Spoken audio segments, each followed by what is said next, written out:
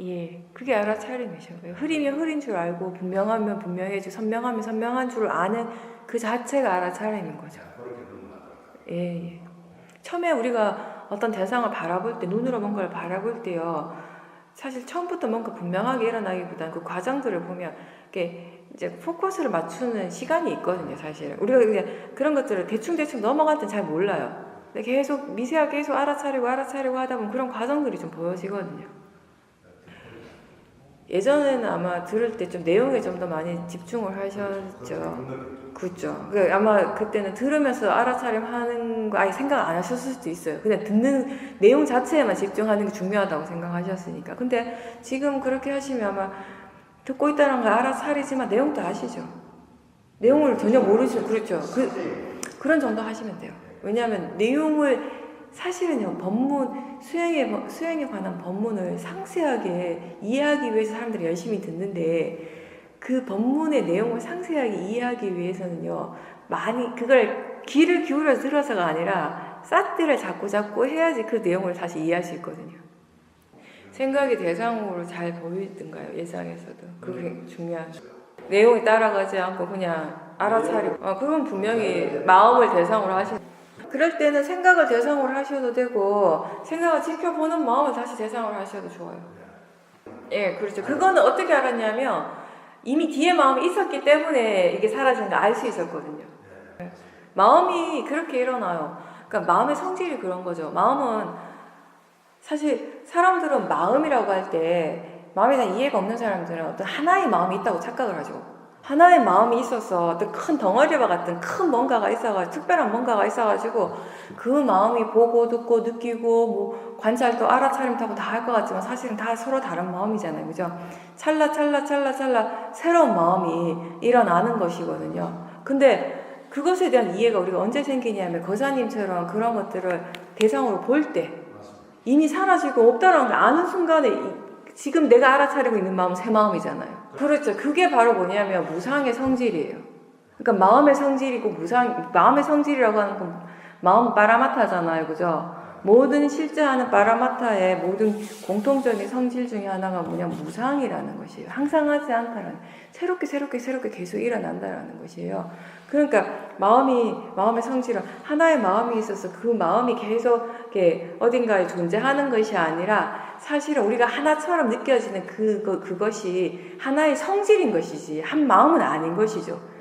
수많은 마음들이 계속 일어나는 것이에요. 근데 그 마음의 성질은 하나잖아요. 그러니까 사람들이 찰나 일어나는 마음의 작용들은 아직 못 보니까 그냥 하나처럼만 느껴지는 것이죠. 하나로서 느껴지는 것인데 거사님이 지금 이게 찰나 일어나는 새로운 그 하나하나의 그 마음의 작용을 이제 보신 거죠. 분명히 알죠. 네, 당연하죠. 예. 번뇌가 번뇌끼리 충돌 많이 해요. 그게 각기 다른 마음인데 그거를 지켜보는 마음의 힘이 있었기 때문에 볼 수 있었던 거예요. 수행하는 마음은 바쁘고 힘들 게 하나도 없어요. 가만히 있어도 다 알아지거든요, 사실. 예, 근데 그것도 사실은 나는 아닌 것도 아는 마음. 근데 대부분 사람들은 대상을 알아차릴 때 대상은 내가 아니라는 이해가 많이 생겨요. 여기까지 사람들이 많이 생깁니다. 이게 대상의 성질, 바른 견해에 대한 이해가 생기는 순간이 어떤 순간인가 하면 대상과 관찰하는 자기 자신이 완전히 분리가 되는 순간이거든요, 사실은. 이게 굉장히 중요하거든요. 그럼 이런 지혜가 바른 견해에 대한 지혜가 생기면 그 순간에 대상이 내가 아니라는 이해가 팍 생겨요. 화가 일어나도 뭐 느낌이 일어나도 이게 내가 아니었구나, 나는 대상이었구나. 근데 대부분의 사람들이 아직 어떤 모화가 여기 있냐면 지켜보는 게 나라는 마음이 있어요. 내가 지켜본다. 근데 이게 지금 거사님이 말씀하신 대로 이 마음을 거사님이 대상으로 보신 거예요. 이럴 때 어떤 이익이 있는가 하면 나라고 하는 관념이 약해질 수밖에 없어요. 이 순간에. 우리가 아무리 내가 아니다, 이게 나하고 상관없다라고 이렇게 들으면 그런가 보다 공감은 할 수 있지만 사실 잘 모르거든요. 언제 이게 이해가 처음 생기기 시작하냐, 바로 그 순간이에요. 관찰하는 마음을 다시 대상으로 볼 때. 그걸 보시지 못할 때는 그 직전까지는 항상 이게 관찰하는 게 나라는 믿음이 굉장히 강했거든요. 그거는 지혜일 수도 있고 번뇌일 수도 있어요. 잘 보셔야 돼요. 그때그때 다르기 때문에. 아니요, 무의식은 아니고 마음이죠. 마음인데 불교에서 사실 의식 무의식이라고 하는 아니에요. 예, 한번 잘 보셔요 그때. 안에 지혜도 있다니까요, 지혜. 우리가 육식에서 말하는 그 의식은, 안입이 설신 의식은요, 대상은 그냥 단순히 알기만 하는 굉장히 단순한 마음이에요. 예, 알기만 하는 마음. 어떤 대상이 일어나고 있다라는 정도만 아는 마음이기 때문에. 예, 그 다음에 일어나는 모든 마음들은 상해 작용일 수도 있고, 알아차림일 수도 있고, 행일 수도 있고, 대체로 이제 행의 작용인데, 그게 지혜의 경우도 많아요. 근데 그 부분은 이제 거사님이 계속 더 지켜보시면서 그 마음만 지켜보는 가지고는 안 되고요. 그 진행 과정을 계속 보셔야 돼요. 그러니까 그 마음이 이렇게 하면 안 되고 저렇게 해라고 하잖아요. 그럼 어떨 때 그걸 따라가잖아요. 따라갔을 때 그걸 따라갔다고 해서 끝이 아니라 그 따라가는 과정을 계속 보십시오. 그럼 그 결과를 보면 그게 정말 지혜였는지 알 수 있죠. 그런 체험을 우리 무수해야 돼요. 수행자는. 계속 봐야 돼요. 진행 과정을 봐야지 지혜가 일어납니다. 지혜는 거기에서 일어나요. 그래서 수행 사태를 계속 두고 있어야 되는 거죠. 마음의 질이 달라졌다라고 알아지는 순간 물질도 당연히 변화하죠. 어떤 흐름이라는 게 있어요.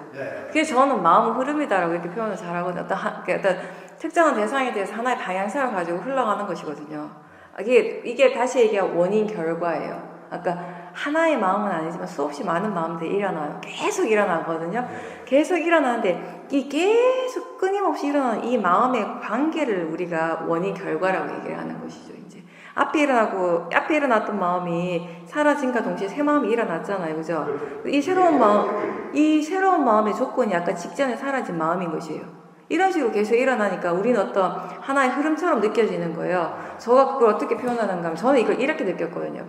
우리가 멀리서 보면 하나의 선이 있어요. 하나의 굵은 선이 있는데 그걸 가까이서 보면 그게 수많은 하나의 그냥 다다다다 많은 점들인 거예요. 저는 마음을 그렇게 처음에 이해를 했었거든요. 제가 느낄 때는. 그러니까 몰랐을 때는 그냥 하나인 줄 알았는데 알고 보니까 수많은 그냥 서로 다른 작용들이 일어나고 있었구나. 그게 너무 이렇게 뭐랄까 찰나찰나 아주 빨리 일어나니까 그냥 하나처럼 느껴졌구나.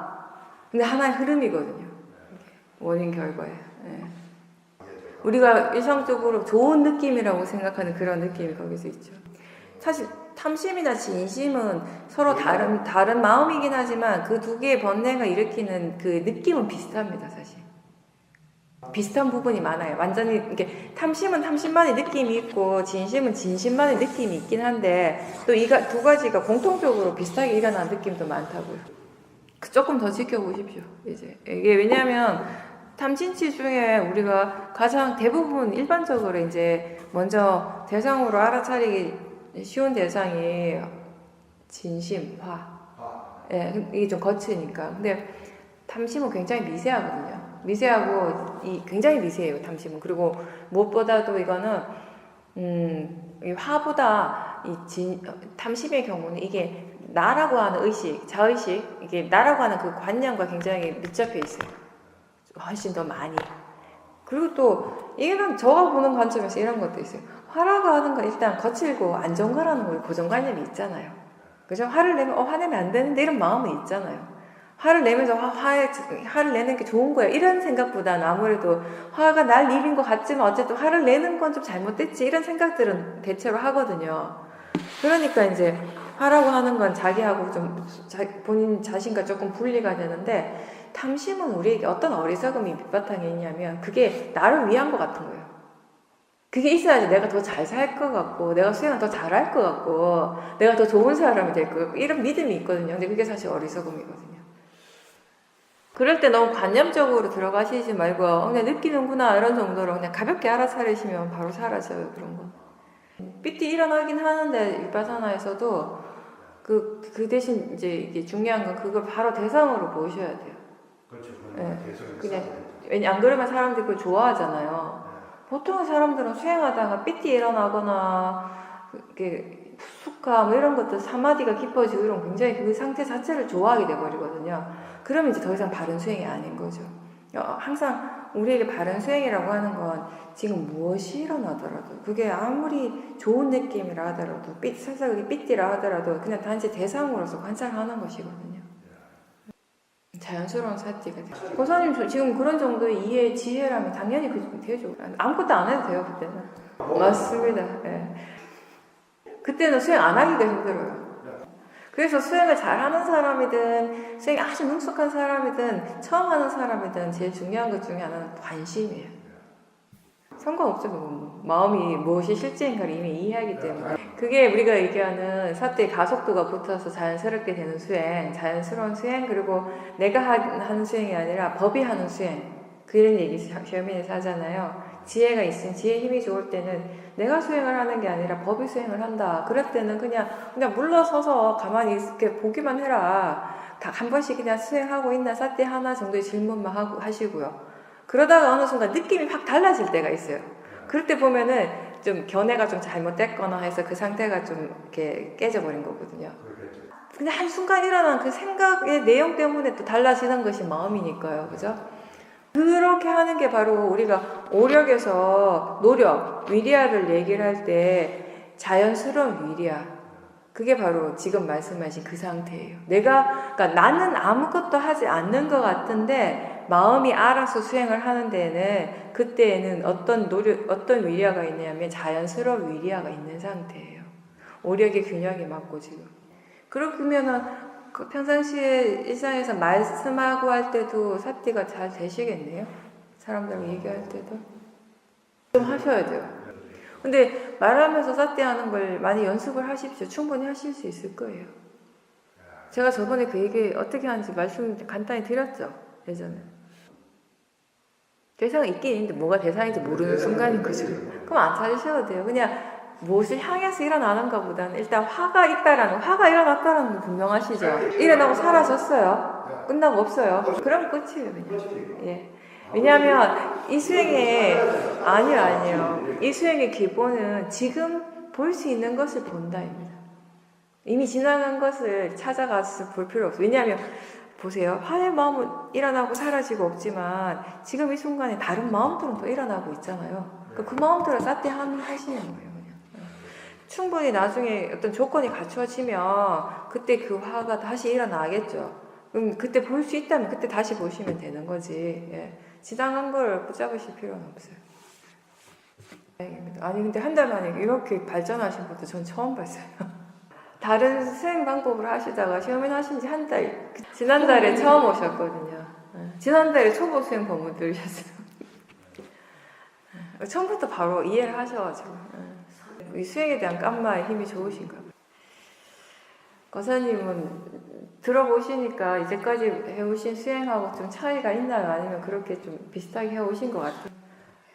뭐 질문이나 아니면은 뭐 지금 어떻게 수행하시는지에 대해서 관념적인 대상에 그거 상관없어요. 우리 마음은 뭔가 익숙한 것을 그냥 따라가는 게 자연스러운 거예요, 그죠? 그러니까 아무리 우리가 여기서 비파사나 수행의 대상은 관념이 아니라 실제입니다라고 아무리 100번, 1000번, 10,000번을 들어도요. 중요한 건 마음이 이해를 하지 못하면 관념을 따라가게 돼 있어요. 그렇게 하는 마음을 억지로 내가 안 돼, 가지마 이거 못하거든요. 마음은 지가 하고 싶은 대로 조건이 갖춰진 대로 하는 것이 마음이니까 여기서 우리가 하는 노력은 뭐냐면 그걸 못하게 하거나 이걸 막 없애려고 하는 것이 아니라 그건 그대로 내버려 두셔요. 여기서 수행적인 노력, 내가 좀 더 해야 되는 노력은 뭐냐면 실제가 무엇인가에 대한 생각을 해주는 것이에요. 그러니까 그냥 간단하게 얘기해서 지금 거사님이 듣고 있잖아요. 그죠? 그러면 듣고 있다라는 그 자체를 아는 것이에요. 그러니까 이런 거죠. 들리는구나. 지금 듣고 있구나. 이게 그냥 사띠예요. 듣는 작용 자체는 작용으로서 하나의 작용인 거죠. 내용은 다르죠. 그렇죠. 예. 하나의 성질인 거죠. 그리고 우리가 수행을 통해서 이해한다라고 하는 그 성질 자체를 이해하는 것이에요. 그건 다 똑같죠. 그게 다르면 우리가 수행에 대한 얘기를 여기서 할 수가 없어요. 우리가 화에 대해서 이야기할 수 있는 것은 화의 성질에 대한 이해가 같기 때문에 할 수 있는 것이에요. 그러니까 화가 왜 일어났는지 내용적인 측면, 맥락적인 측면 세상 사람들이 다 다르겠죠. 화가 일어날 때마다 똑같이 우리 4명이 여기서 화가 났어요. 그래서 화를 지켜보고 있단 말이에요. 근데 나는 만약 바깥에 소리가 너무 시끄러워서 화가 나고, 보살님은 뭐 어제 있었던 일을 생각하면서 화가 났고, 거사님은 냄새가 싫어서 화가 났고, 또 거사님은 또 다른 어떤 생각 때문에 화가 났어요. 그래서 화가 향하고 있는 그 내용적인 측면, 맥락적인 측면은 다 다르지만 화 그 자체의 작용이라는 그 측면 자체는 같은 거예요. 화의 그 작용 그 자체, 그것도 되는 것이고, 지금 우리가 뭔가를 알아차린다라고 하는 건 지금 뭔가 일어나고 있기 때문에 아는 거잖아요. 그죠? 화라고 하는 것이 내가 그 화가 이런 거예요 하면서 눈앞에 사람들한테 그렇게 보여줄 수는 없어요. 그림을 그릴 수는 없어요. 화라고 하는 그 자체는. 그죠? 그런데 알잖아요. 누구나 다 지금 알잖아요. 화가 나는 순간에. 그거는 지금 뭔가가 자기 자신에게 분명히 일어나고 있기 때문에 알죠. 그거 자체가 작용이라는 것이에요. 그죠? 그게 안 일어나면 우리가 어떻게 알겠어요? 그걸 얘기를 하는 것이에요. 그러니까 그 일어나고 있는 그 자체, 그 작용과 그렇게 일어나고 있음을 아는 것은 다르죠. 그죠? 이게 수행인 거죠. 일어나는 건 그냥 일어나는 것이고, 그렇게 일어나고 있음을 아는 거, 이걸 우리는 수행이라고 얘기를 하는, 알아차림이라고 하는 거예요. 이 두 개. 수행하는 방법적인 측면이 스스로가 느끼기 어느 정도 이 수행을 하는 게 이제 편안하다고 느껴지는 정도?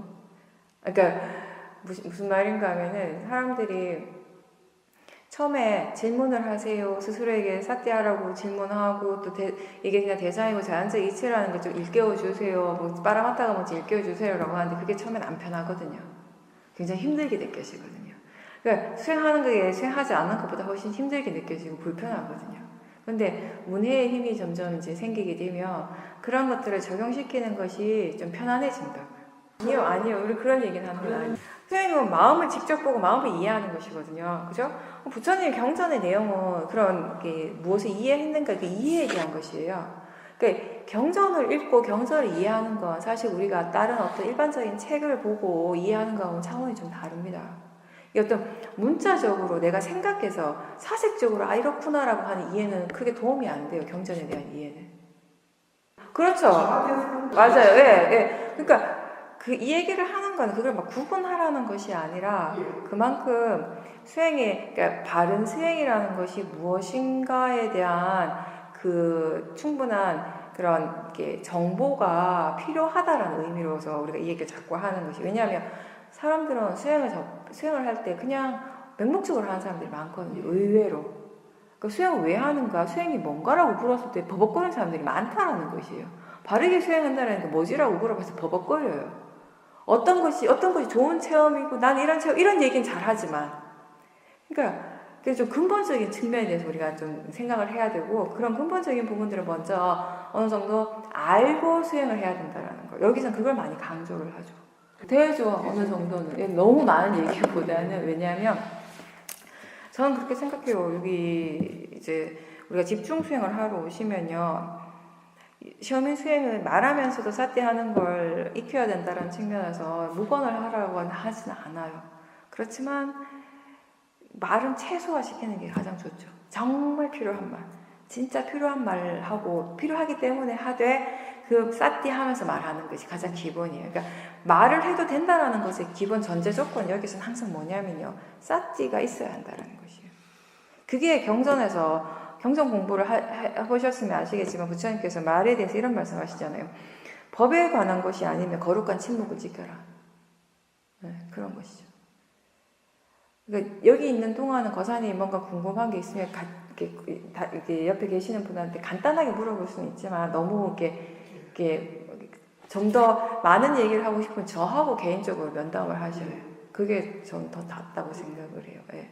그래도 이제 또 어떤 부분이 있냐면 저도 수행 인터뷰를 해보면 저하고 얘기하는 거하고 또 다르게 같은 제가자분들끼리 또 통하는 부분이 있어요. 일상 삶 속에서 수행을 어떻게 적용시키는가의 부분은 또 같이 얘기를 하면서 많이 이게 팁을 얻더라고요. 네, 그런 부분들이 있고.